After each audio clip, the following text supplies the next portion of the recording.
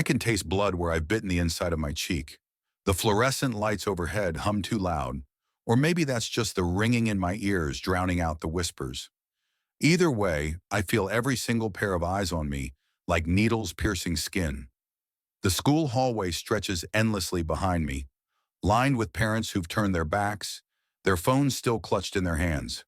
Evidence, ammunition, proof of what I am, a stripper. The word sits in the air between us, unspoken but deafening. They've all seen the video by now, me on stage at Velvet Nights, body moving under neon lights, leather straps crossed over my bare chest, tips tucked into the waistband of pants that left nothing to imagination. David Mitchell made sure of that when he uploaded it to the parent-teacher forum with the subject line, "Is this who we want around our children?" Hannah's fingers dig into my thigh. She's 5. She doesn't understand why Mrs. Patterson won't look at us anymore, or why the other kids were pulled away from her at pickup like she's contagious. She doesn't know her appa takes his clothes off for money. "Mr. Kang," Principal Brennan's voice slices through the noise, sharp and cold. She stands in the doorway of her office, arms crossed, mouth pressed into a thin line of disapproval. "We need to speak. Now." I force my legs to move, each step deliberate, controlled. Hannah's hand slips into mine, sticky with the remnants of the fruit snacks I'd shoved at her earlier when the first message came through.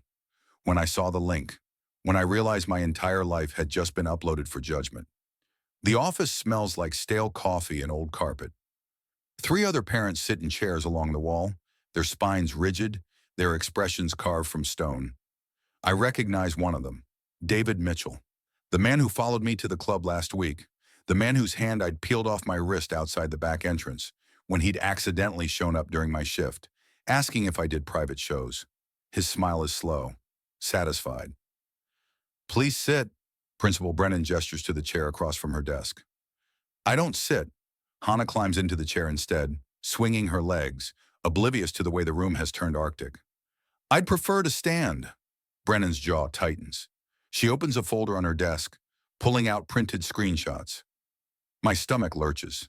There I am, mid-spin on stage, lights catching the sheen of sweat on my bare chest, the leather harness I'd worn for the private event last Friday. Another photo shows me leaning against the pole, head thrown back, throat exposed. The photos are grainy but unmistakable. "We've received numerous complaints," she begins, her tone clipped and rehearsed. "Parents are concerned about the environment their children are exposed to. Given that you work as an exotic dancer, a stripper," I correct, the word bitter on my tongue. "Just say it. That's what you all think, isn't it?" Her lips thin. "Given your profession, the school board has determined that it's in the best interest of our community to terminate your daughter's enrollment." "To what?" My voice cracks, but I don't let it break. Not here. Not in front of them. "To punish my daughter for something I do to keep her fed? To keep a roof over her head?" "We're not punishing anyone." David Mitchell stands, his voice dripping with false concern. "We're protecting our children. Surely you understand that having someone who dances naked for strangers around innocent kids—" "I don't dance naked." The words rip out of me. "And I don't do it around children. I work nights while my daughter sleeps safely at home. What I do to survive has nothing to do with her. It has everything to do with her." Another parent speaks up, a woman whose name I don't remember. "What kind of example are you setting? What kind of morals?" "Morals?" Heat floods my chest, burning through the shame. "You want to talk about morals? He," I point at David Mitchell, "followed me to my workplace, recorded me without consent, harassed me for weeks because I wouldn't sleep with him. But I'm the one with questionable morals?" David's face flushes red, but his smile doesn't falter. "I think you're confused. I was simply concerned for the safety of the school community when I discovered what you do." "Enough." Brennan holds up a hand. "The decision has been made. Your daughter's enrollment is terminated effective immediately. You'll need to collect her belongings and vacate the premises." The words hit like a fist to the throat. Terminated. Vacate. As if we're trash being hauled to the curb. Hannah looks up at me, her wide eyes filling with confusion. "Appa, are we leaving?" I can't answer her. My hands are shaking too hard. This is discrimination. The words scrape out of me, rough and desperate. You can't expel a child because her parent is a stripper. That's illegal. We have the right to maintain the moral standards of our institution. Brennan closes the folder with a finality that makes my chest tighten. If you have an issue, you're welcome to pursue legal action. But as of now, your daughter is no longer a student here. The other parents nod, murmuring their agreement. I can see it in their faces. The satisfaction, the righteousness. They think they've won. They think they've purged something dirty from their perfect little world. I bend down, scooping Hannah into my arms. She wraps her legs around my waist, burying her face in my neck. Her breath is warm and steady, trusting. She still believes I can fix this. I demand the school board be summoned. My voice is steadier now, fueled by something hotter than shame. This is unlawful termination, and I will not leave quietly. Call them. Now. Brennan's eyes narrow. Mr. Kang, I don't think you understand. I understand perfectly. I meet her gaze, refusing to flinch. Either you call the board, or I walk out of here and make sure every news outlet in the city knows how you treat single parents, how you punish children for their parents' legal jobs. Silence stretches between us, thick and suffocating. David Mitchell shifts uncomfortably. One of the other parents clears her throat. Finally, Brennan exhales through her nose. Fine. I'll schedule an emergency meeting, but I can assure you, the board will uphold our decision. We'll see. I turn and walk out, Hannah still clinging to me. The hallway's empty now, the other parents having fled back to their comfortable lives. My hands are still shaking when I buckle her into the car seat, when I slide behind the wheel and grip the steering wheel hard enough to hurt. 3 days later, I'm back. The boardroom is all polished wood and leather chairs, designed to intimidate. I sit with Hannah on my lap because I couldn't find childcare, couldn't afford to leave her anywhere after losing the school. She plays with the frayed edge of my jacket sleeve, humming softly. The door opens. 2 men step inside.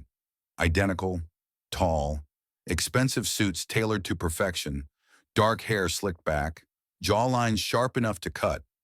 They move with the kind of confidence that comes from never being told no. Power radiates off them in waves, suffocating and undeniable. My stomach drops.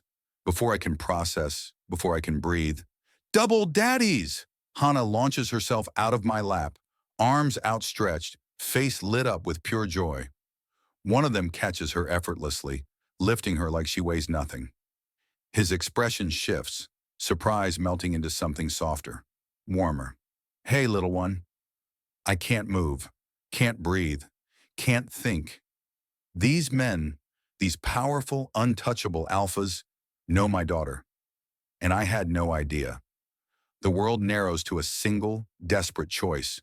Hannah launches herself from my lap before I can stop her, her small body hurtling toward the 2 men who just entered the boardroom.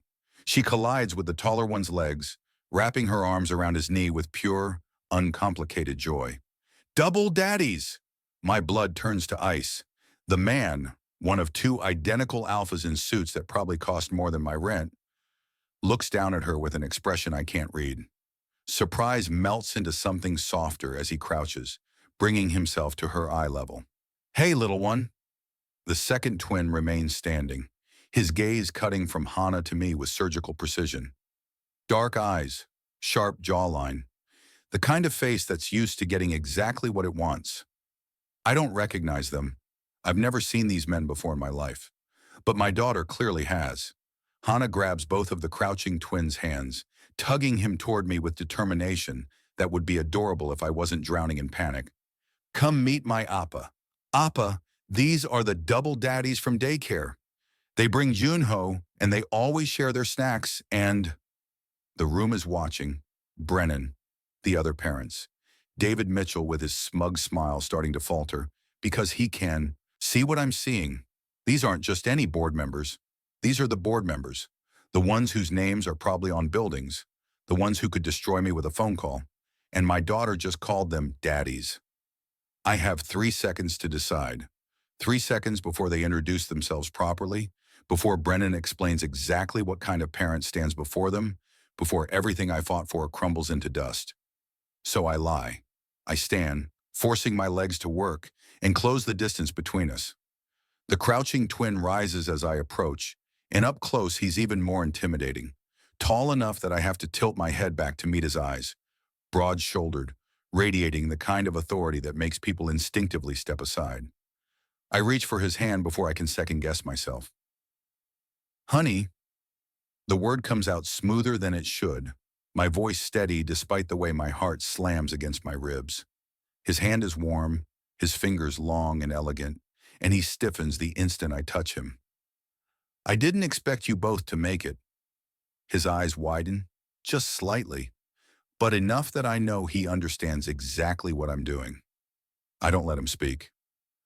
"I know we agreed to keep things private." I continue, my voice pitched just loud enough for the room to hear. I step closer, letting my free hand rest against his chest, like I've done it 1,000 times before.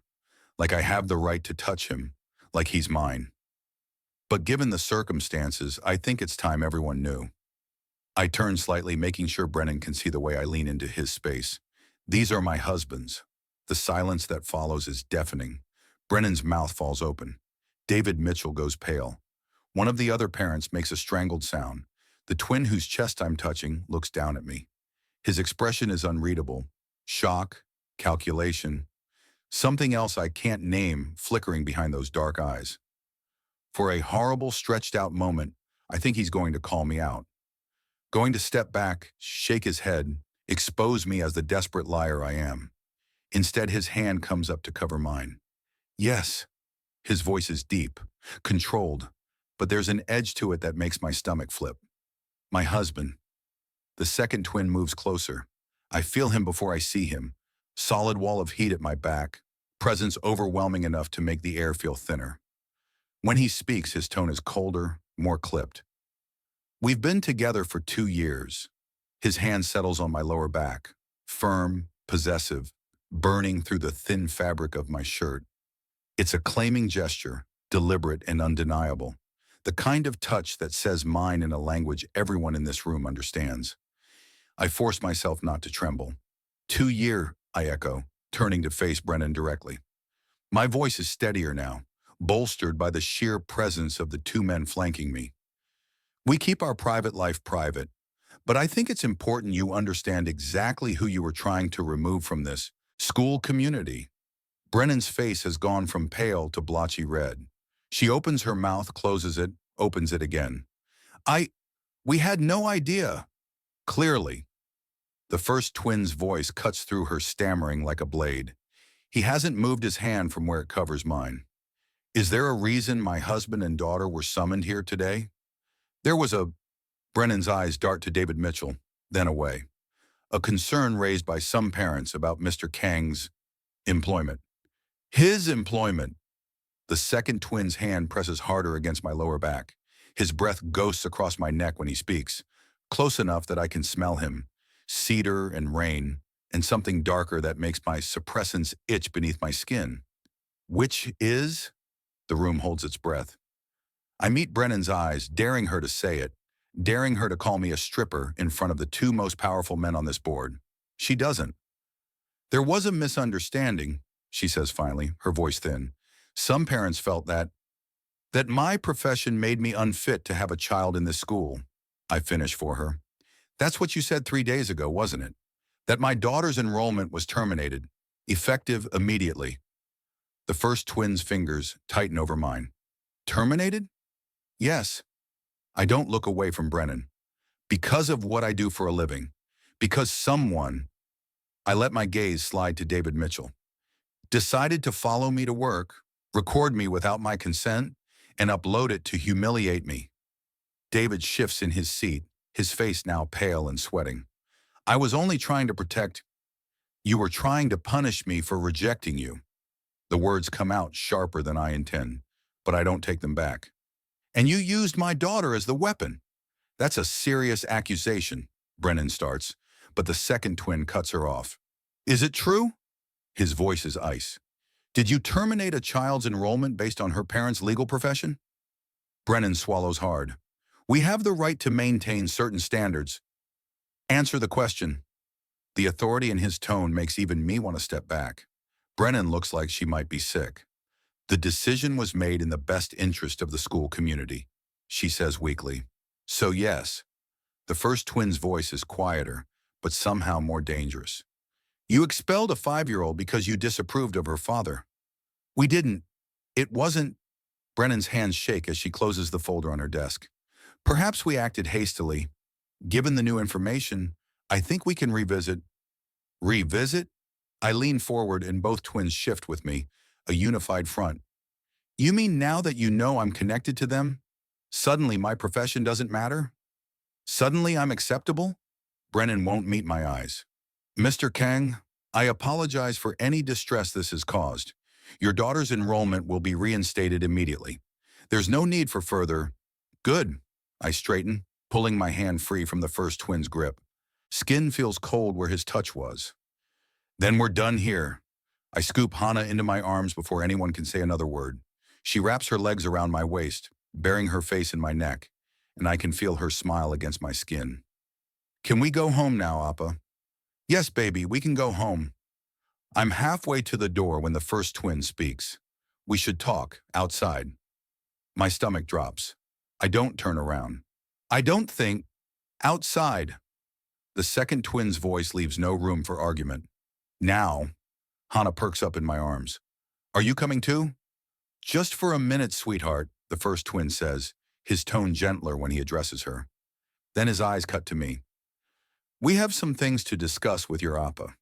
The walk through the school hallway feels endless. Parents who were whispering about me 3 days ago now stare for different reasons, their eyes wide and speculative. The twins walk on either side of me, silent and imposing, and I can feel the weight of their presence like a physical thing. We make it to the parking lot before they corner me. The first twin moves to block my path to my car. The second stands close enough that I can smell him again. That cedar and rain scent that makes something in my chest tighten uncomfortably. Are you the stripper from Velvet Nights? The question lands like a punch, direct. No preamble, no softening. I could lie. I could grab Hana and run. I could do 1,000 things that aren't standing here, trapped between two alphas who could destroy what's left of my life with a single phone call. But Hana is watching, and I'm so tired of hiding. Yes, the word comes out steady despite the way my hands shake. I'm a stripper. Neither of them flinches. Neither looks away. I work at Velvet Nights 4 nights a week, I continue, my voice gaining strength. I dance. I take off my clothes. I let people pay to look at me. And I use that money to feed my daughter, to keep a roof over her head, to make sure she has everything she needs. I shift Hana higher on my hip, feeling her small arms tighten around my neck. I'm a stripper, and I'm a good father. That's all that matters. The silence stretches between us. The first twin's expression is unreadable. The second's jaw is tight, his eyes tracking over my face like he's searching for something. Finally, the first twin speaks. You used us. It's not a question. You lied. The second twin steps closer, his presence overwhelming. You called us your husbands in front of the entire board. Do you understand what you've done? My throat tightens. I saved my daughter. You've tied us to a scandal, the first twin says, his voice cold and controlled. By tomorrow, every parent in that room will have spread this story.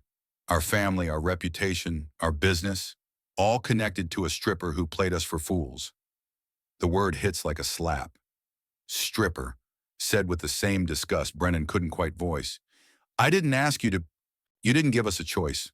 The second twin pulls a card from his pocket, holding it out. Our address, tomorrow night, 10 p.m. I don't take the card. Why?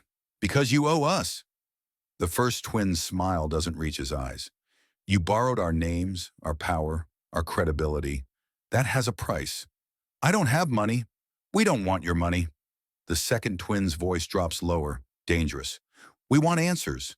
We want to know exactly what you've dragged us into, and we want repayment. What kind of repayment? That depends on what you're willing to offer. The first twin's gaze drags over me, slow and deliberate. Not sexual, assessing, like I'm a problem he needs to solve. 10 p.m. Don't be late. He tucks the card into my jacket pocket before I can protest. Hana waves at them as I buckle her into her car seat. Bye, double daddies. See you at daycare. Bye, little one, the first twin says softly. When I straighten, both twins are still standing there, watching me with identical expressions that promise nothing good. I drive away before they can see how terrified I am. Not of them, of the fact that I have absolutely nothing to offer in repayment except the one thing I've spent 5 years protecting, myself. Their penthouse smells like money I'll never have. The elevator opens directly into their living space. No hallway, no buffer between the world outside and this temple of glass and steel that overlooks the city like they own it, which they probably do. The floors are marble, actual marble, the kind that echoes when Hana's worn sneakers tap against it as she rushes forward. Junho! She's already spotted him before I can stop her, launching herself at the small boy peeking around a doorway. He catches her with the ease of someone who's done this 100 times before, and something twists in my chest. How many times has my daughter been here? How much of her life happens in spaces I know nothing about? Mr. Kang. Minjai appears from somewhere deeper in the penthouse, still wearing his suit from earlier, but with the jacket discarded, sleeves rolled to his elbows. He looks more human like this. Almost. You're on time. You said 10. I hitch my bag higher on my shoulder, acutely aware of how the duct tape holding the strap together stands out against all this perfection. I don't have anyone to watch her. Daycare's closed. We assumed. Minho emerges from the same direction, holding 2 glasses of something amber that probably costs more than my rent. He offers one to me. I don't take it. Junho's room is down the hall, second door on the right. They can sleep there while we talk. Sleep? Hana's already tugging Junho toward the hallway, but she pauses to look back at me. Are we staying, Appa? Just for a little while, baby. My voice comes out steadier than I feel. Go play with Junho. Quietly. She nods and disappears down the hall, her laughter echoing back to us. The sound feels wrong here. Too bright, too alive for a space this cold. This way. Minjai gestures toward a seating area that looks like it belongs in a magazine. Leather couches the color of midnight. A coffee table made of something that might be onyx. Floor-to-ceiling windows that turn the city into a backdrop, like we're floating above everyone else's problems. I sit because standing feels like surrender. The leather is butter soft beneath me, and I hate how good it feels. Minho settles across from me, setting both glasses on the table. Minjae remains standing, arms crossed, his presence a wall at my back. Why stripping? The question lands without preamble. No small talk, no easing into it. I meet Minho's eyes and say nothing. It's a simple question, Minjai says from behind me. You're educated, articulate. There are other options. Are there? I lean back, forcing myself to look relaxed even though every muscle in my body is tense. You want my sob story? You want me to perform my trauma so you can decide if I'm worthy of your help? We want to understand. You want to judge. I cut Minho off. You want to know if I'm a good enough victim to deserve your charity. Well, I don't owe you my history, so let's skip to whatever this is really about. Silence stretches between us. Minjae moves around the couch, finally sitting beside his brother. They're mirror images of control, and I'm the chaos they're trying to contain. 6 months, Minho says finally. You live here. You attend family functions, business events, school activities, anything public where you'll be seen as our partner. You play the role convincingly, Minjai continues. No halfway measures. No backing out when it gets uncomfortable. In exchange, Minho's voice drops lower. We scrub the video, every trace of it. We rebrand you publicly, controlled narrative, professional PR. Anyone who tries to use it against you or Hana will face legal consequences they can't afford. We'll also provide financial support, Minjai adds. If you choose to quit your current job, we'll cover your expenses. If you don't, that's your choice.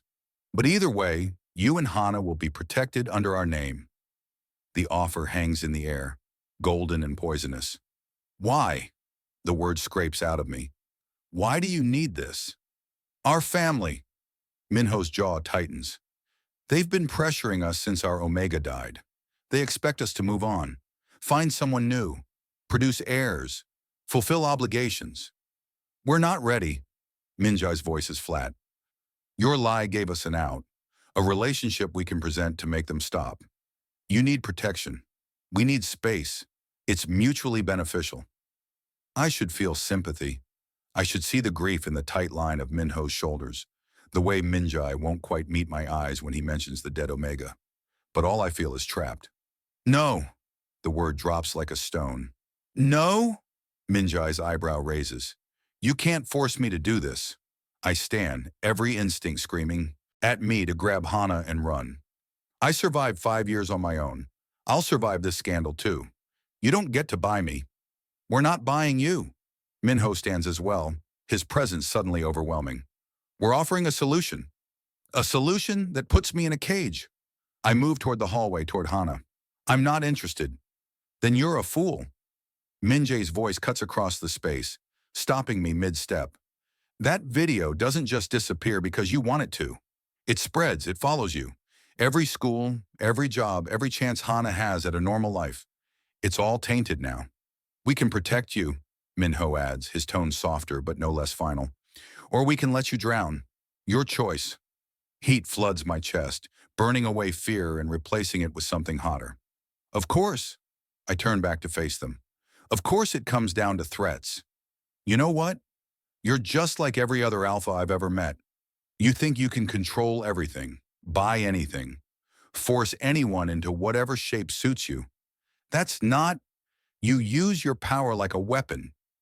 The words pour out of me now, years of swallowed rage finally breaking free. You corner people who have no other options and call it charity. You take what you want and dress it up as helping. But you're not helping me. You're buying me. And I won't be owned.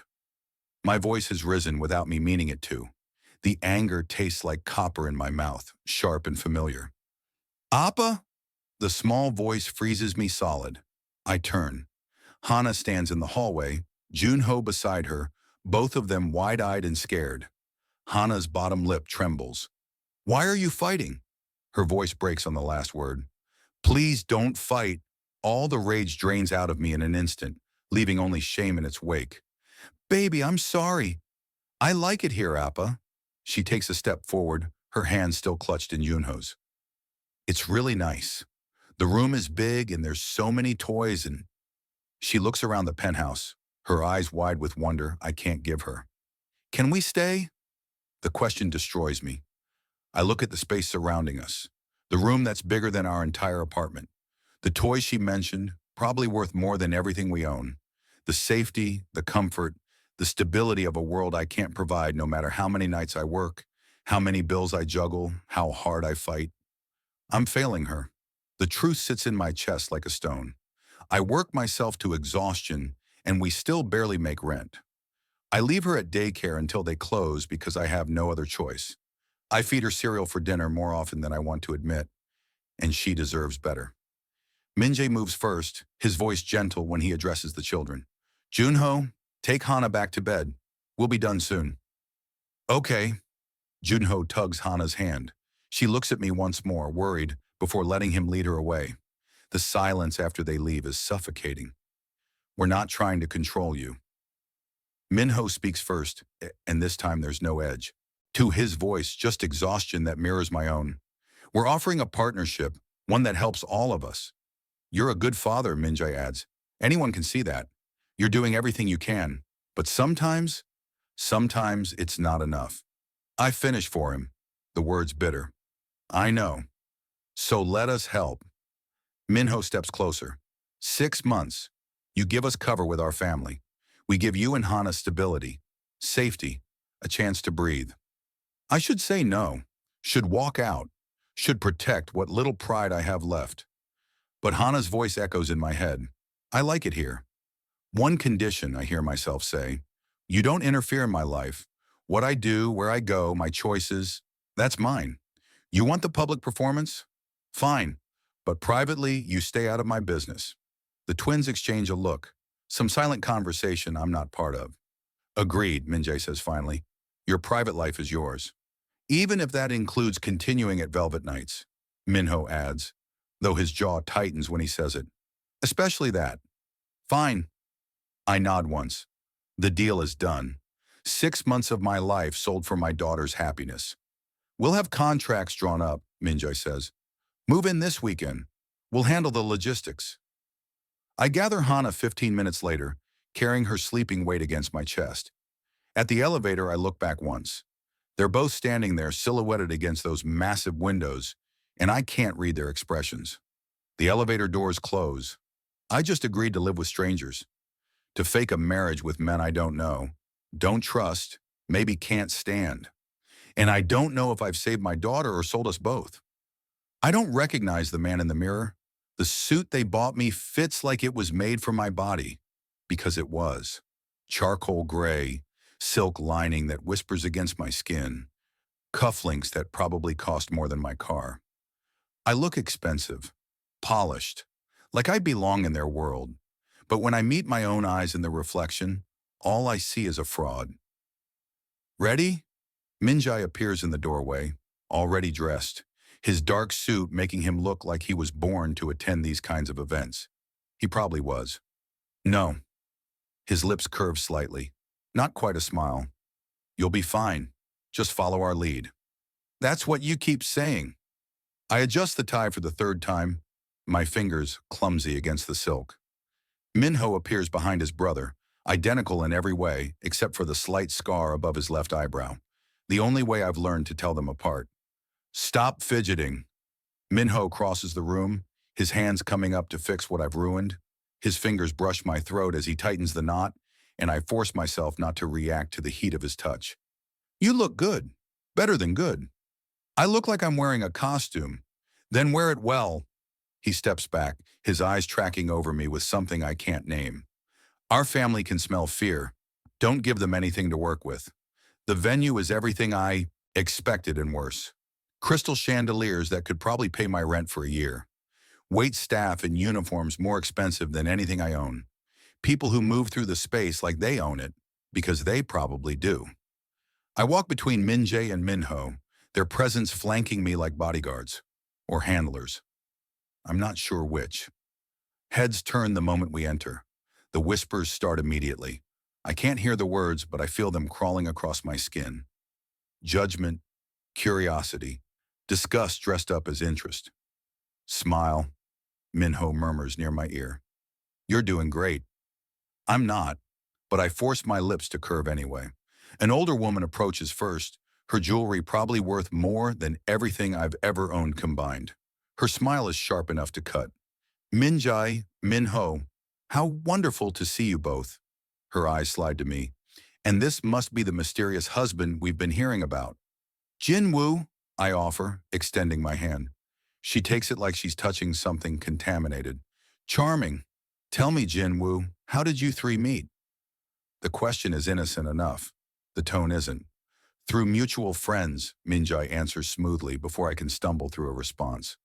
It was quite unexpected. I'm sure it was. Her smile doesn't reach her eyes. And what do you do, Jinwoo? Professionally? My throat tightens. I'm between positions at the moment. How convenient. She takes a sip of her champagne, her gaze never leaving my face. Well, I hope you're comfortable. This world can be quite unforgiving to those who don't understand its rules. She glides away before I can respond, leaving me standing there with my jaw tight and my hands clenched at my sides. Ignore her, Minho says quietly. Aunt Miyun has always been bitter. She's not wrong, though. Before either of them can respond, someone calls their names. We turn, and I see a younger man approaching. Mid-20s, handsome in the same way the twins are, but softer around the edges, less controlled. Hyung, he greets them with genuine warmth, pulling Minjai into a brief hug before doing the same to Minho. Then his eyes land on me, and something shifts in his expression. He stares. Too long. Too intense. Tai Hyun, Minjai says, and there's something careful in his tone.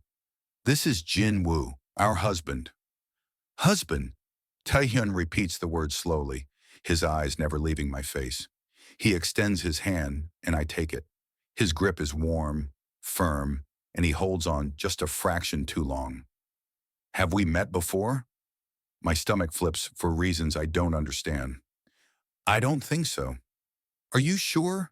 He tilts his head, studying me like I'm a puzzle he's trying to solve. You seem really familiar. Something about your face. I'm sure I'd remember, I say, pulling my hand back. But even as I say it, something uncomfortable twists in my chest. Do I know him? His face is triggering something I can't place. Some distant memory that refuses to surface. Tae-hyun. Minho's voice carries a warning. Stop interrogating him. I'm not interrogating, but Tae-hyun's eyes don't leave mine. I know you from somewhere. I'm sure of it. Maybe you've seen him around? Minja intervenes smoothly. Seoul isn't that big. Tae-hyun finally looks away, but I can feel his gaze returning to me throughout the next hour. Every time I glance up, he's watching, trying to remember, and I can't shake the crawling sensation under my skin that maybe I should remember him too. The evening deteriorates from there. More family members approach, more polite questions with barbed edges.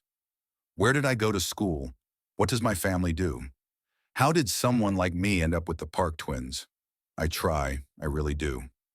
I smile, I deflect. I mirror their polished manners as best I can, but they see through me. Every single one of them. You don't belong here, a woman says, not even bothering to hide behind politeness anymore. She's older, severe, with Minjai in Minho's eyes. Their mother. I don't know what game you're playing, but my sons deserve better than this. Mother! Minjai starts, his voice hard. Don't!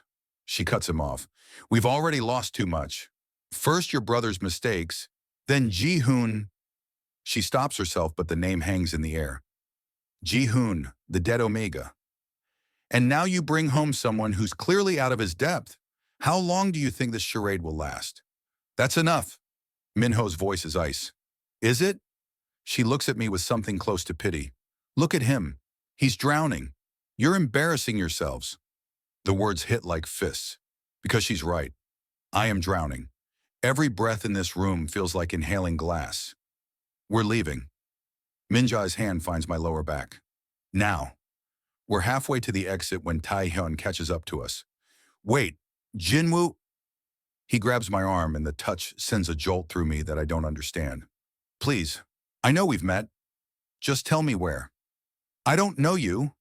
The words come out sharper than I intend. Let go. He does, but his expression is tortured, confused.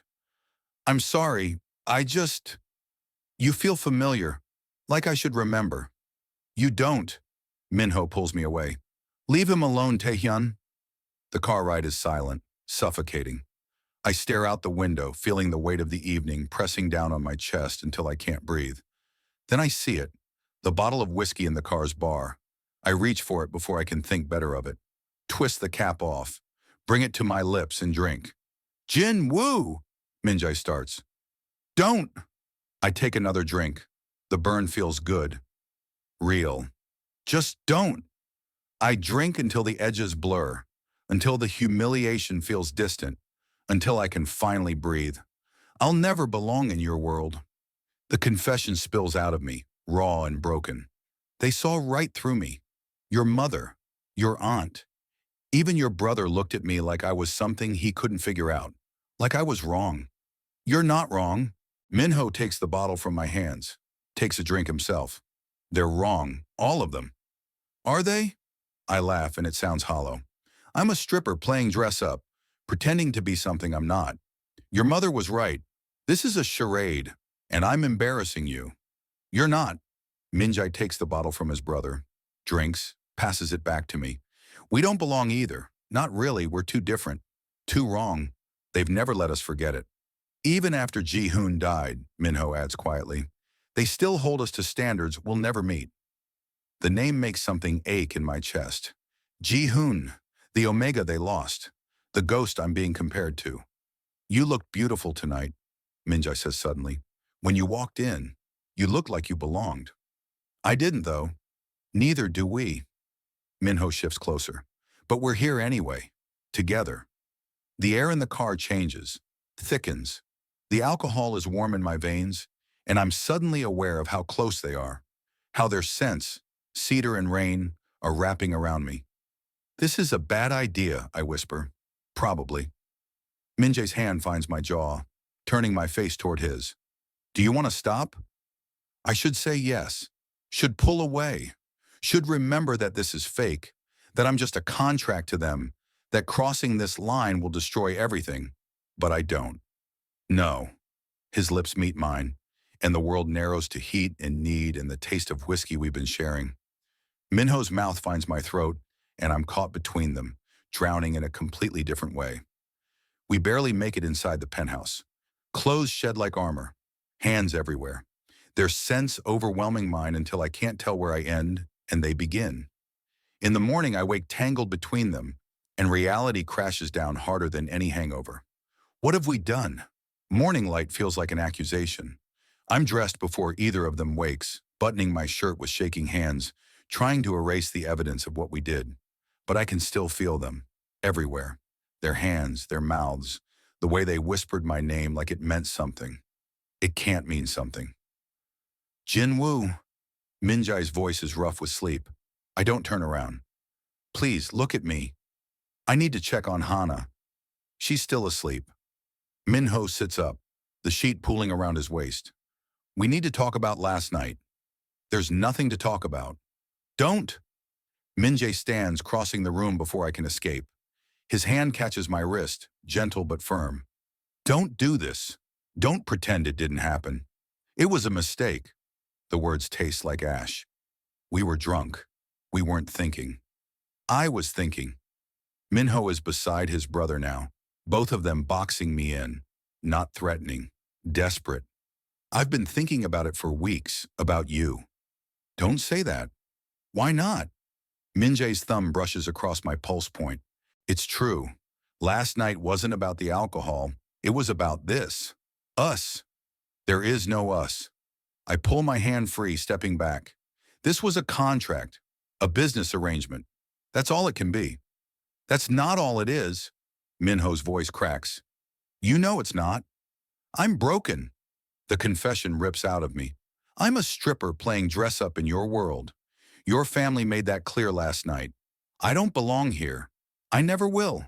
You deserve better than someone like me. We don't want better. Min-jae steps closer. We want you.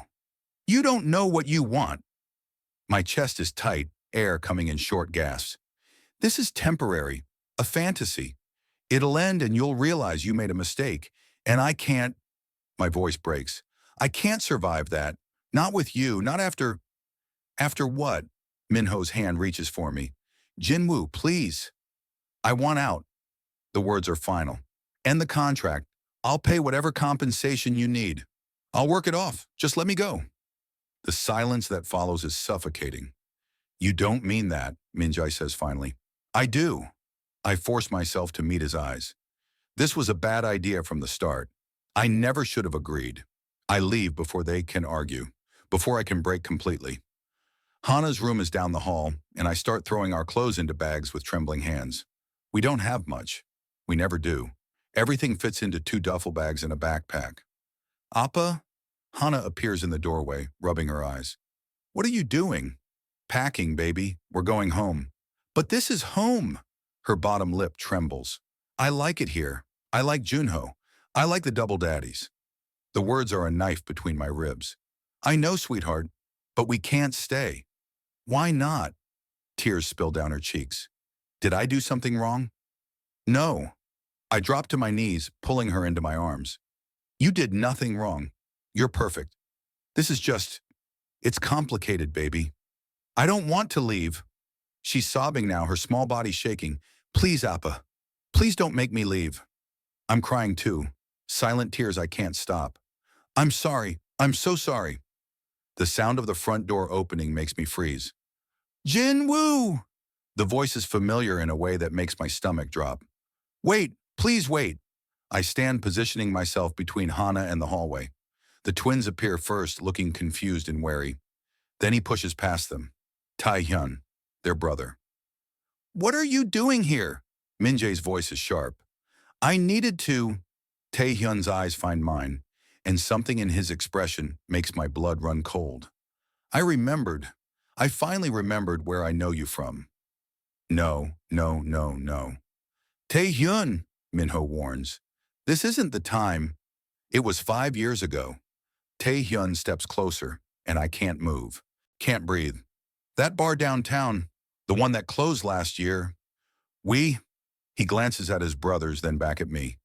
We spent the night together. The words detonate in the space between us. I feel the moment the twins' eyes cut to me, feel their shock, their confusion. But I can't look at them. Can only stare at Tae-hyun as memory crashes over me like a wave. 5 years ago, that bar, a kind stranger who made me laugh, who didn't treat me like I was less than. One night when I let myself forget how alone I was. One night that gave me Hana. How old is she? Tae-hyun's question pulls me back to the present. He's looking past me now, at Hana peeking out from behind my legs. Don't! The word comes out broken. Don't look at her. But he's already moving closer, dropping to a crouch. Hana shrinks back, uncertain, and Tae-hyun's face does something complicated, soft and devastated all at once. She looks like me. His voice is barely a whisper. She has my eyes, my... He looks up at me, and there are tears on his face. Is she mine? Is she my daughter? Something inside me shatters. Get out. I move between them, shoving Tae-hyun back. Get out right now. Jin-woo! I said get out! I push him harder, toward the door. You don't get to do this. You don't get to walk in here and... She's my daughter. He's not fighting back, just letting me push him. Isn't she? Please, just tell me. You're nothing. The rage is volcanic now, burning through the fear. You were one night 5 years ago, and then you were gone. You don't get to be her father. You don't get to claim her now. I didn't know. I don't care.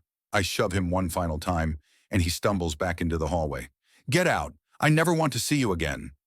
I slam the door in his face. The silence that follows is broken only by Hana's sobbing.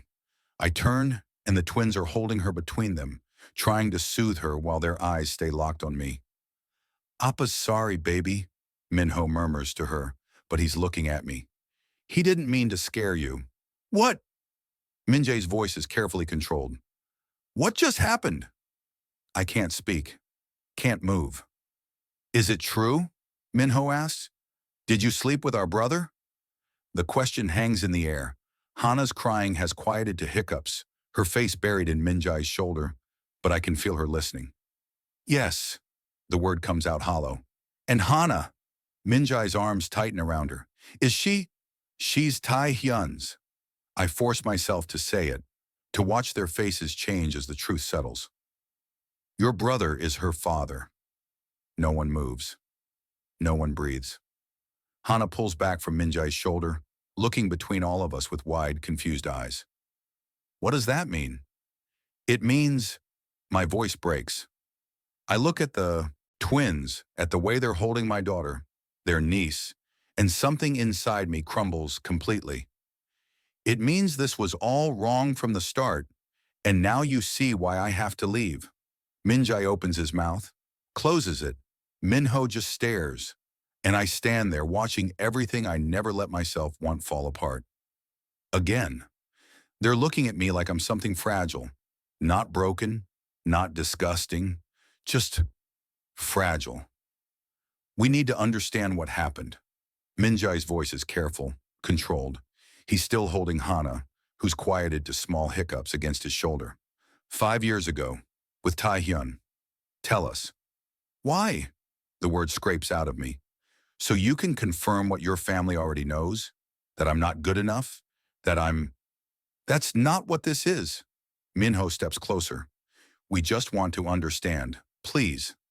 I look at Hana, at the way she's clinging to Minjae like he's safe, like they both are. And maybe that's why I finally tell the truth. It wasn't consensual. The words drop into the silence like stones into still water. Minho goes rigid. Minjae's arms tighten around Hana. I was at a bar. I don't even remember which one anymore. It closed years ago. I just lost my job. I was drinking too much, trying to figure out how I was going to make rent. My hands are shaking. I shove them in my pockets. Someone bought me a drink. I thought he was being nice. I didn't realize until later that he'd put something in it. Jin Woo, Minjai starts, but I can't stop now. I remember fragments, being led somewhere, a room, feeling wrong, dizzy. I tried to say no, but the words wouldn't come out right. The shame burns through me, 5 years old and fresh as yesterday. When I woke up, he was gone. No name, no number, just gone. And I felt, my voice breaks, broken. He drugged you. Minho's voice is flat, dead. Our brother drugged and assaulted you. I didn't even remember his face clearly until yesterday. Everything was so hazy. The drug made it all blur together. I only remembered pieces, his voice, the way he laughed before everything went wrong. That's why you didn't recognize him at the event. Minjai's jaw is tight. Because you couldn't. I nod. I found out I was pregnant 6 weeks later. I had no way to find him. No way to even report what happened because I couldn't remember enough details. So I gesture helplessly. I survived. I found the club, started dancing, did what I had to do to keep her fed and safe. The stripping. Minho's voice is gentler now. It was because of what he did. After that night, I believed I was broken, lowly, that I deserved whatever came next. The confession tastes like ash. I thought if someone could do that to me, if I could be so powerless, then maybe I wasn't worth protecting, wasn't worth anything except what people would pay to look at me. Hana shifts in Minjai's arms, looking up at me with eyes too old for her face. Appa, why are you sad? I'm okay, baby. The lie comes easy. It always does with her. You're not. Minjai's voice is rough. He crosses to me. Hana still in his arms and stops close enough that I can feel his warmth. You're not okay. And what happened to you, what our brother did, that's not okay. We'll make him pay. Minho is beside his brother now, fury radiating off him in waves. Family or not, he'll answer for this. We'll destroy him, legally, financially, every way that matters.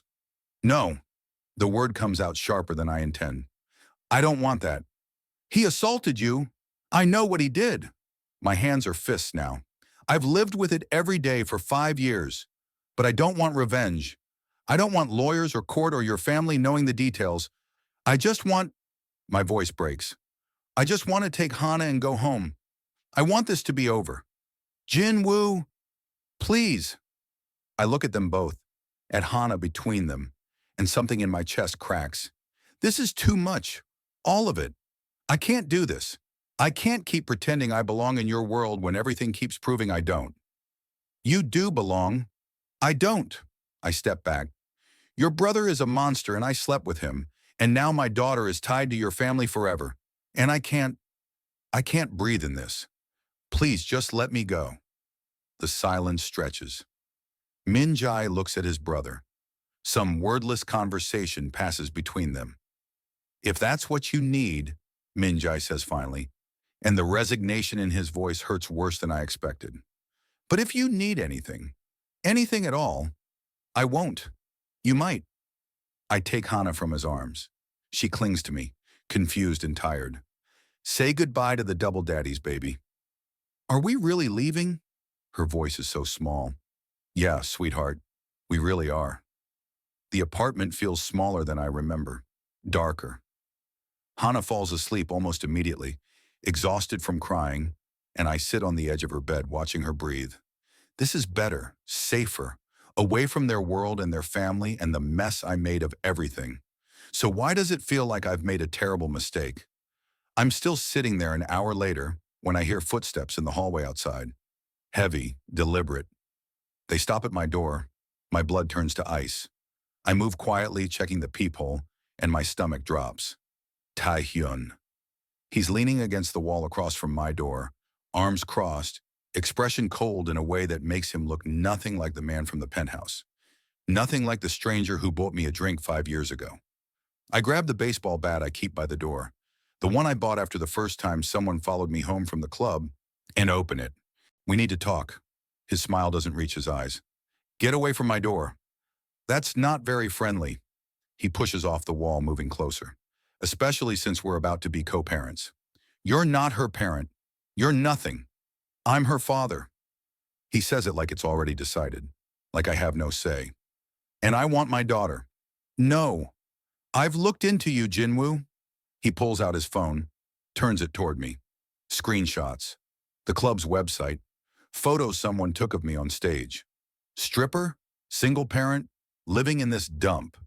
You really think a court would choose you over me? Over my family's money and lawyers?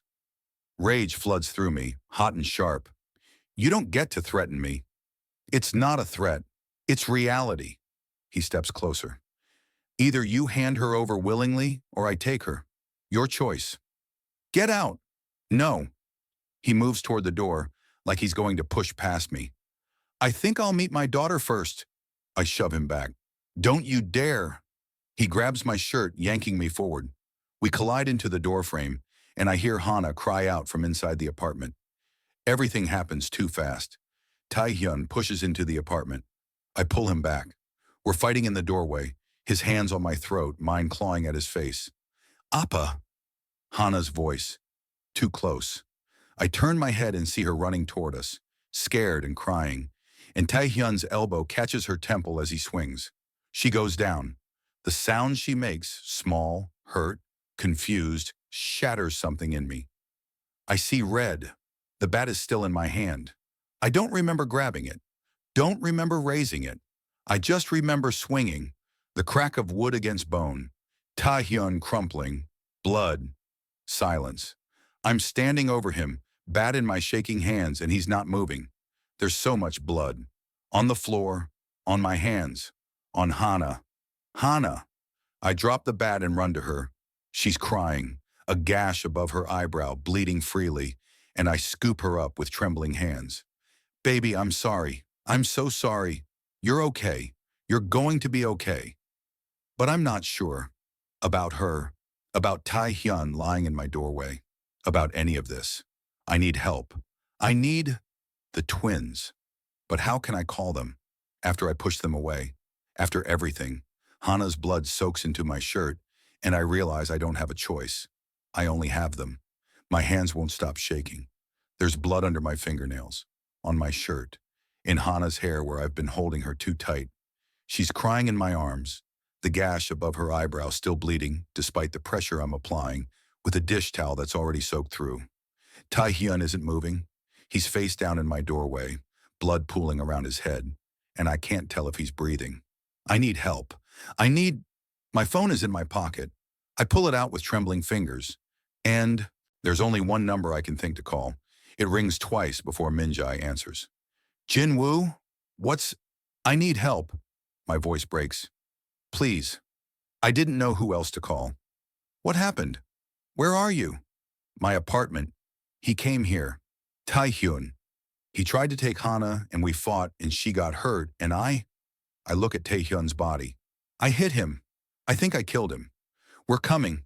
Don't move. Don't call anyone else. We're coming right now. They arrive in 12 minutes. I count every second. Minho enters first, his eyes taking in the scene with clinical precision. Taehyun on the floor. Blood. Me holding Hana. He moves to his brother immediately, checking for a pulse. He's alive. The relief in his voice is complicated. Unconscious but alive. Minjae is beside me now, his hands on my shoulders. Let me see her. I can't let go. My arms are locked around Hana, and I can't make them release. Jinwoo. His voice is gentle. Let me see her. Please. I force my arms to loosen. He takes her carefully, examining the wound with steady hands while she whimpers against his chest. It's not as bad as it looks.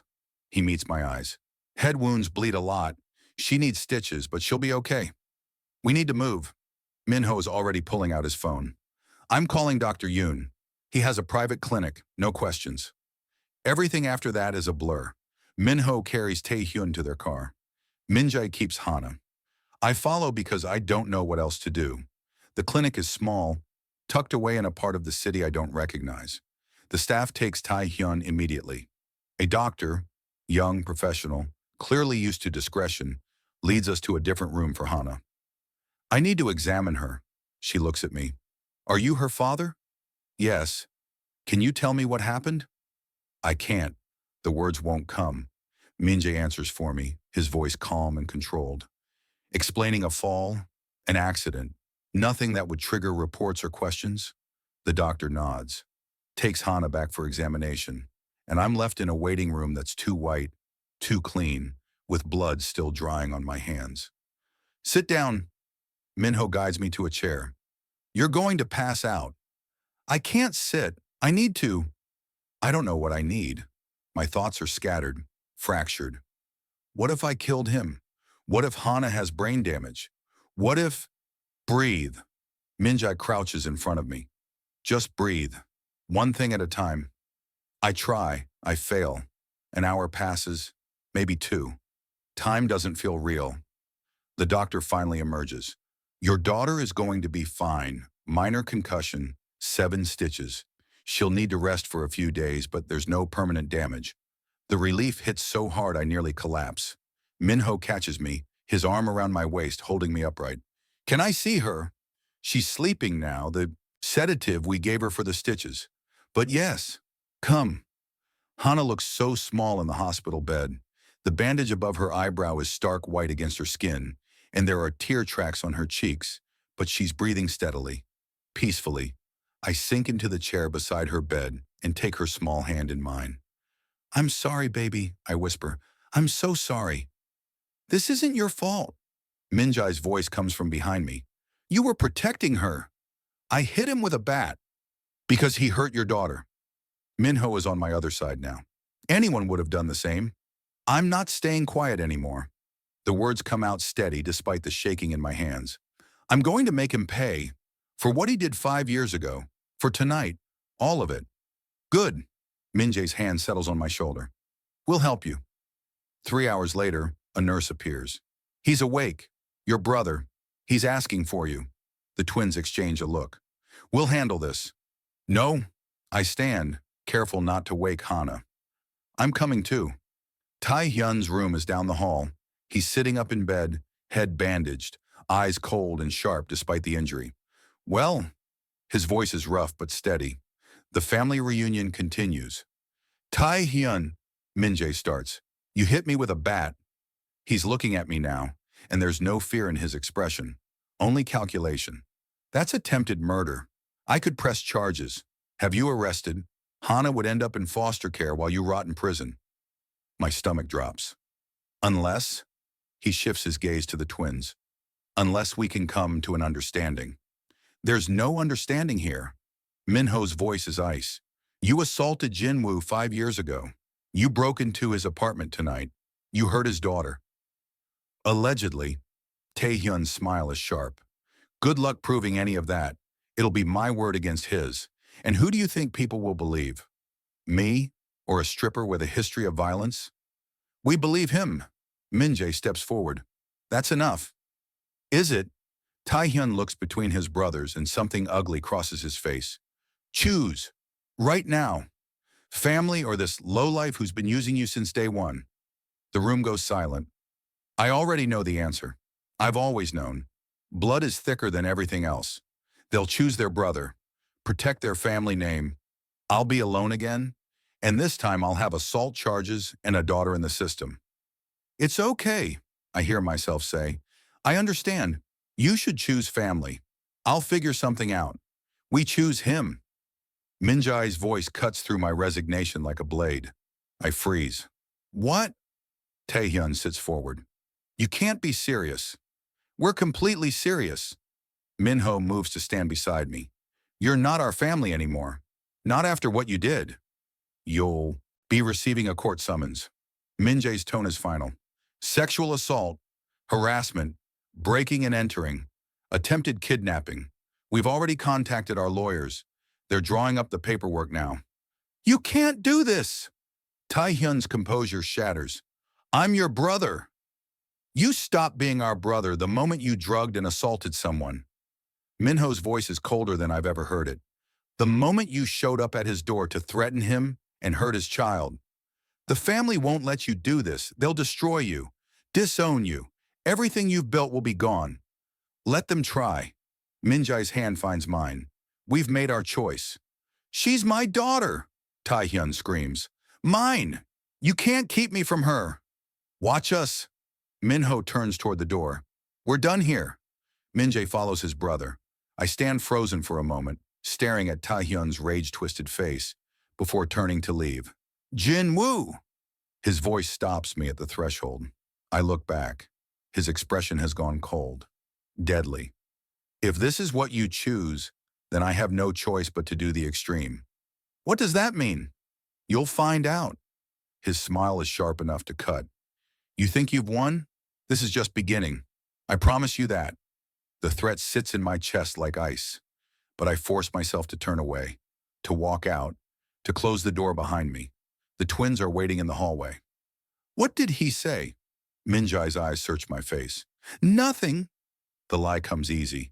Just threats. But it wasn't nothing, and the dread settling in my stomach tells me that Taehyun meant every word. The knock at the door sounds like the end of the world. 3 days.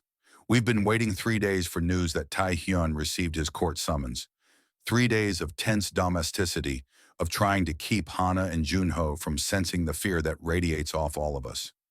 3 days of Minjae pacing, Minho making calls to lawyers, me watching the door like Taehyun might burst through it at any moment. But when the door finally opens, it's not Taehyun. It's the police. Park Minjae. Park Minho. The officer's voice is flat, professional. You're under arrest for embezzlement and fraud. The world tilts. What? Minho steps forward. There must be some mistake. No mistake. The officer pulls out handcuffs.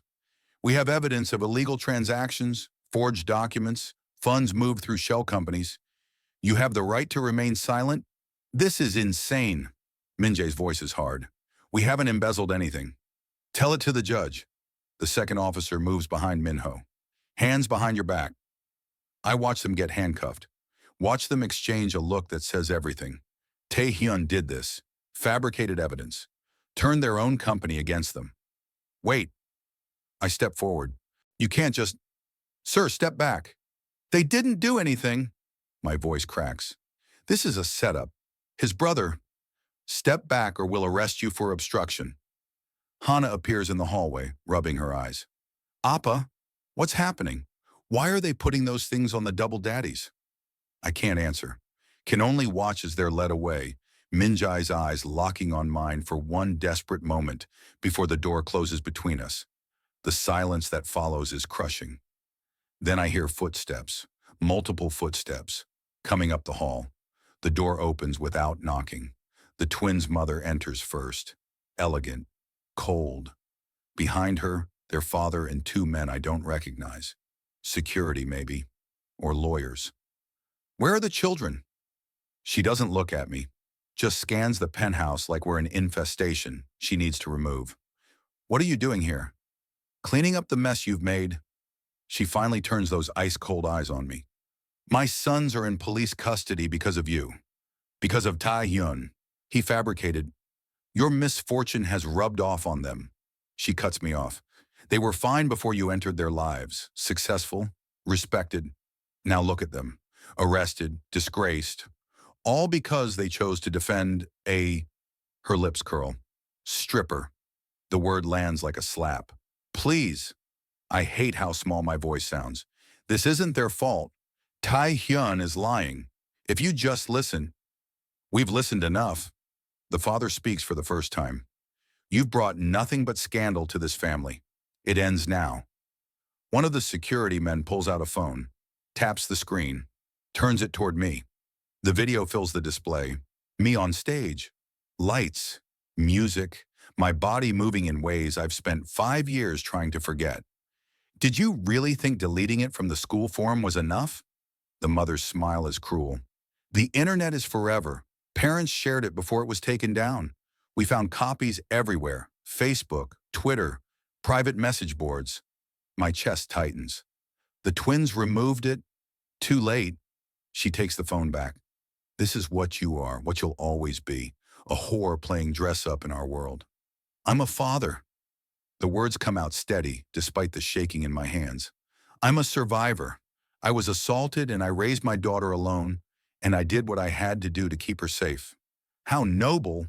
The mockery in her voice cuts deeper than the insult. But it doesn't change anything. You're unfit, unstable, dangerous. I'm not. You hit our son with a baseball bat. He was trying to take my daughter. Your version of events. She adjusts her watch. Now, where are the children? Ice floods my veins. Why? We're taking custody, both of them. No. I step back. You can't. My sons are in jail. The father's voice is final. They can't care for Junho. And you, he looks me up and down with undisguised disgust. You're clearly unfit to raise any child, let alone two. Hana is my daughter. Hana is Tai Hyun's daughter, the mother corrects, and she deserves better than what you can provide. The door opens again. Tae Hyun walks in, and my blood turns to ice. He looks calm, composed, like he hasn't been lying in a hospital bed with a head wound 3 days ago. Like he hasn't destroyed everything. Hello, Jinwoo. His smile is sharp. I'm here to collect my daughter. Get out. I don't think so. He moves deeper into the room. My parents are right. You're unfit. The courts will agree. A stripper with a history of violence versus me? There's no contest. You assaulted me. You drugged me. You, allegedly. He cuts me off. Good luck proving that. Meanwhile, I have witnesses. Evidence. A family who will testify to your instability. Hana appears in the doorway again, and Taehyun's eyes lock on her. There she is, my daughter. Don't you dare look at her. We'll be taking Junho as well, the mother adds. Until my sons are cleared of these charges, if they're cleared, we'll raise both children properly, away from your influence. You can't do this. We already have. She pulls papers from her purse. Emergency custody, signed by a judge this morning. We'll correct Hana before she becomes fully corrupt. The mother's eyes are cold. Teach her to be respectable. Erase what you've taught her. The threat is clear. They'll break her, reshape her, make her forget me. No. I move toward Hana, but the security men block my path. She's my daughter. You can't. We can. Tae-hyun signals to the men. Take them. Appa! Hana screams as hands grab her. Appa! I lunge forward. Someone catches my arms, pins them behind my back. I'm fighting, thrashing, but there are two of them and I can't break free. Junho is crying. Hana is screaming my name, and I can only watch as they're carried out the door. Let me go! I'm screaming now too. Give her back! Give her back! Get him out of here! The mother's voice is distant. Throw him out! Hands drag me to the door. I'm still fighting, but it's useless. They shove me into the hallway, and the door slams shut behind me. I throw myself against it, pound until my hands are raw. But it doesn't open. They're gone. The twins are in jail on fabricated charges. The children are taken, legally kidnapped by a family with infinite resources. The video is everywhere. My shame is permanent, public, weaponized. I've lost everything. I sink to the floor, my back against the door, and for a long moment I can't breathe, can't think, can only feel the crushing weight of absolute defeat. Then, something shifts. The grief hardens, crystallizes into something else. Rage. I've spent my entire life being humiliated, violated, stripped of dignity by people with more power. I've run, I've hidden, I've apologized for surviving. Not anymore. I stand. My hands are steady now. My vision is clear. They want to use my shame as a weapon? Fine. I'll turn it into armor. I pull out my phone and start making calls. News stations, reporters, anyone who'll listen. I'm going to tell them everything. The assault, the drugging, the fabricated charges, the corrupt family stealing children. I'm going to burn their world down. And I'm starting with the truth. The man who stops me on the sidewalk looks like Salvation wearing a suit. I'm 3 blocks from the news station, my phone full of numbers I'm about to call, my hands still shaking from rage and grief. I'm going to burn their world down with nothing but my voice and my truth, and I don't care what it costs me. Mr. Kang, he steps into my path. I've been looking for you. I try to move around him. I don't have time. The twins sent me. That stops me cold. My name is Attorney Lee. I represent Minjai and Minho. They're in jail. I know, but they prepared for this. He pulls an envelope from his briefcase. They instructed me to find you if things went wrong, to give you this. My hands are trembling when I take it. Inside is a USB drive and a stack of documents that feel heavier than they should. What is this? Evidence. Everything you need. He gestures to a coffee shop across the street.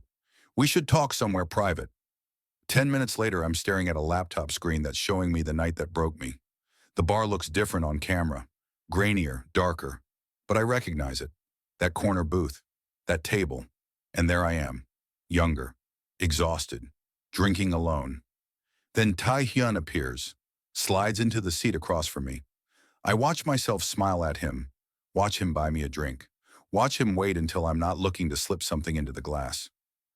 The bar closed down 3 years ago, Attorney Lee explains. Multiple assault reports.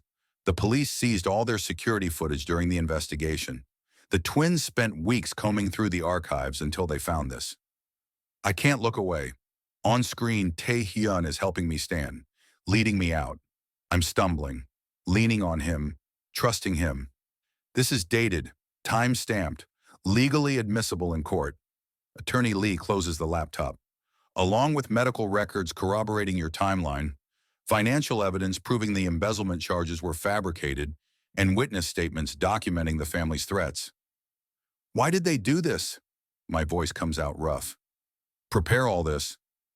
Because they knew Tae-hyun might retaliate, and they wanted you protected. He pushes the envelope toward me. They wanted you to have choices. You can use this quietly through legal channels or I can go public. He nods. That's your decision. But if you do, I'll stand with you. We'll do this right. I look at the envelope, at the evidence that could destroy them all. Let's call a press conference. The room is packed with reporters, cameras, lights that make me want to hide, but I don't. I stand at the podium with Attorney Lee beside me, and I tell them everything. 5 years ago, I was drugged and assaulted by Park Tae-hyun. My voice is steady despite the way my hands shake. This is the security footage from that night. The video plays on the screen behind me. I don't watch it. I watch the reporters' faces change. Horror, disgust, recognition. I got pregnant from that assault. I raised my daughter alone. And 3 days ago, Park Tae-hyun tried to take her from me. I show them the hospital records. Hana's injury. Tae-hyun's head wound. When his brothers, Min Jae and Minho Park, tried to protect me and pursue charges, Tae-hyun fabricated evidence to have them arrested for embezzlement. The financial records scroll across the screen. Forged signatures, planted evidence. His family then took both children, my daughter and the twins' son, claiming I was unfit because of my profession. I pause. I'm a stripper. I dance for money. And yes, that video you've all probably seen by now is real. The room goes quiet. But being a stripper doesn't make me a criminal. It doesn't make me unfit. I did what I had to do to survive after being violated, to feed my daughter, to keep her safe. I lean forward into the microphone. Park Tae-hyun has shown no remorse. Not for the assault, not for hurting a 5-year-old girl, not for destroying 2 innocent men to cover his crimes. And his family has enabled him at every turn. The room explodes with questions. Attorney Lee fields them while I stand there, exposed and unashamed. By morning, the world is on fire. The footage is everywhere. The stock market opens and their families' holdings plummet. Business partners issue statements cutting ties. The public demands justice. I'm in my apartment when the twins arrive. The door opens and Min Jae is there, still wearing the same clothes from 3 days ago, and I'm in his arms before I can think. You're okay. I can't stop touching them, making sure they're real. They let you go. The charges were dropped an hour after your press conference. Minho's voice is rough. Jin-woo, what you did, where are the children? I pull back. Hana, Junho, where are they? The look they exchange makes my blood run cold. We don't know. Tae-hyun took them somewhere. We've been trying to find... My phone rings. Attorney Lee. We found him. Downtown. The Hanjin building rooftop. Police are on scene, but he has both children and he's... A pause. He's at the edge. We break every traffic law getting there. The rooftop is chaos. Police, negotiators, and at the far edge, Tae-hyun holding my daughter and Junho against his chest. Tae-hyun! The negotiator's voice is calm. Let the children go. We can work this out. There's nothing to work out. Tae-hyun's voice carries across the space. You destroyed me. All of you. You destroyed yourself. Minjae steps forward. You did this. The assault. The lies. All of it. I loved her.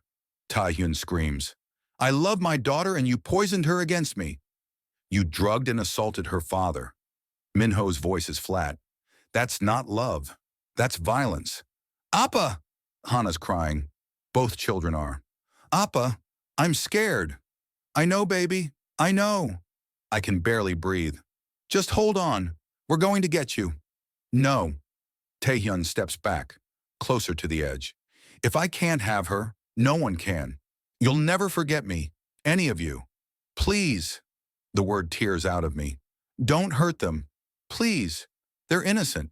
So was I. His eyes are wild, empty. Before you all destroyed me. He takes another step back, and then he's falling, taking both children with him. My scream echoes across the rooftop, but I can't hear it over the sound of my heart shattering. 3 days later, I'm sitting beside Hana's hospital bed. She's alive. Broken arm, concussion, trauma that will take years to heal, but alive. Junho is 2 rooms down, fractured leg, bruised ribs, nightmares, but alive. Taehyun's body broke their fall. He didn't survive. Appa? Hana's voice is small. Is he gone? The bad man? Yeah, baby, he's gone. Good. She closes her eyes. I don't want him to come back. He won't, I promise. 6 months later, we're in a smaller apartment. The twins left the family business, started something new. I quit the club, found work that doesn't require me to shed my clothes or my dignity. We're not perfect. Hana has nightmares. Junho is scared of heights. We're all in therapy, but we're together. Appa? Hana appears in the doorway. Can the double daddies read me a story? Minjae and Minho look at me, asking permission they don't need anymore. I nod. They go to her, and I hear her laughter echoing back. This wasn't the family I imagined, but it's the one I fought for. And it's enough. The end. If you've ever sacrificed yourself to protect your family, this story was for you. To every survivor carrying guilt that was never yours, what happened wasn't your fault. You did what you had to do to survive, and that takes more strength than anyone knows. You're not broken. You're still standing. And that's what matters. If this story touched you, please like and subscribe. Your support helps me create more stories about finding family in the ruins. You're not alone. Thank you for listening.